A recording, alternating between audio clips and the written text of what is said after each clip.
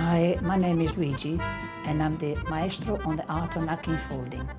What we're doing today is a demonstration on the napkin which comes from my book, The Luigi's Language of Napkin Folding. Okay, what we're doing now is a sailboat. This is a very simple napkin. It's a classical one. It's also known as the bird of paradise and is also known as the cock crest. So you take a napkin and you fold this in half and then in half again. Simple. Then you take this section and you go up to the top and you turn it over.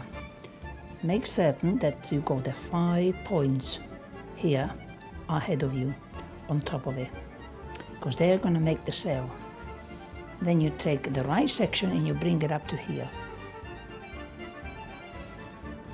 And then you take this section and you bring it up to there. Now, these 2 tails in here need to be tucked underneath. So, they go underneath like that. You can see that. You close this like that, right? You need to put a finger inside there and hold it with your other hand in there. The purpose of the finger in there is to create that kind of a contour which will actually, for the sail to open. So we hold it this way. The fingers inside will actually give you a better contour. Don't try to straighten up, just leave it as it is. Okay, and you take each one of those sails and bring it up to the top. 1, 2, 3,